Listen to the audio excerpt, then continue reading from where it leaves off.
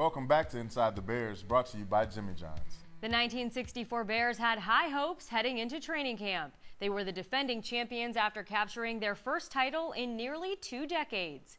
But tragedy struck camp in late July when Willie Galimore and John Bo Farrington were killed in a one-car accident heading back to their dorm rooms in Rensselaer, Indiana. The team never recovered from that tragic turn of events.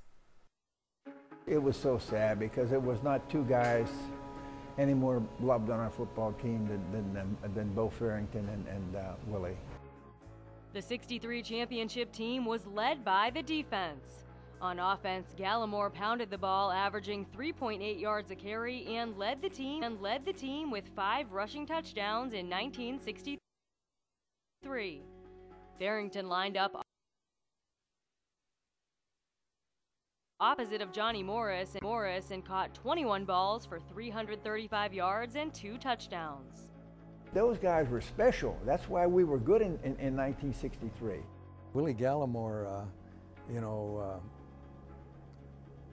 had a lot of records at the time when he was a running back, but he was similar to Walter Payton as a runner, or he had agility. He was a great runner. He had speed, a second gear that's second to none.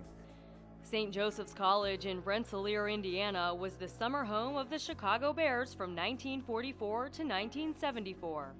John Bo Farrington, seen in training camp here in Rensselaer, was killed along with teammate Willie Galimore when Galimore's Volkswagen Beetle skidded off a dark, unmarked curved road in the summer of 1964.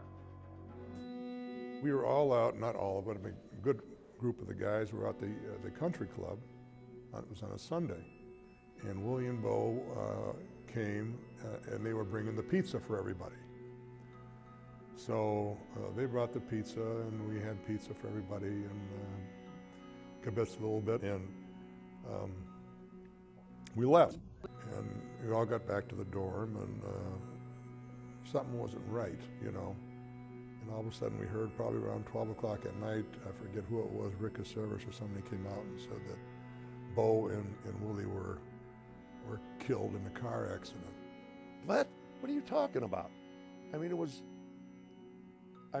still hard to get a grasp on that. What are you talking about? I was just with them a few hours ago. What do you mean they got killed in a car accident? Well, they went off the road and the car rolled over, and both of them are gone. 50 years later, using Google satellite imagery, you can see the curve on Buncombe Road where Galimore lost control of his car. Some teammates did not get the devastating news until the next morning. The coaches went down the halls in Rensselaer, Indiana, our training camp, and told us that we just lost Galimore and Bo Farrington.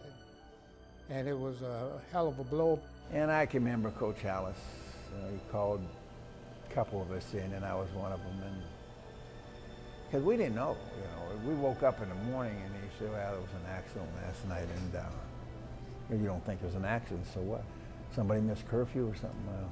And he told us. It was really so sad. In the prime of their life, these were 2 great. They were great people, besides being great football players.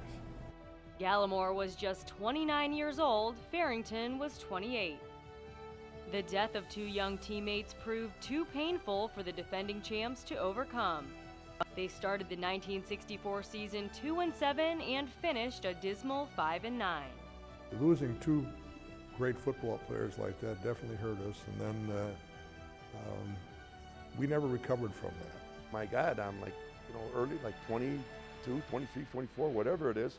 And then all of a sudden, 2 teammates that you basically strap it up, and every weekend, you really give it everything you have, and they're gone? What do you mean they're gone?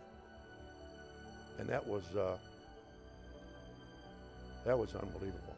I still have a hard time, did that really happen? Did it really happen? When you're a young guy, you're not used to a lot of people dying around you or whatever have you. And when you take 2 teammates, my Lord. You respond the best you can. You have a couple of teammates who I had seen just a few minutes later, and all of a sudden they're dead, you know. But we had gone through the Kennedy thing. From Dallas, Texas, the flash, apparently official, President Kennedy died at 1 p.m. Central Standard Time, 2 o'clock Eastern Standard Time, some 38 minutes ago.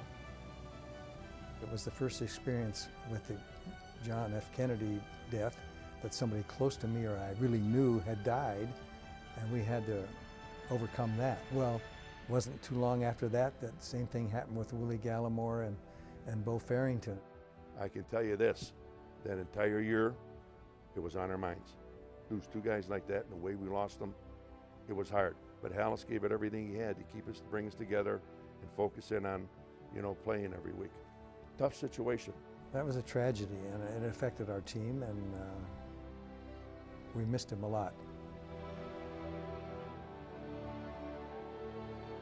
The Bears honored Willie Galimore's memory and accomplishments with the team by retiring his number 28.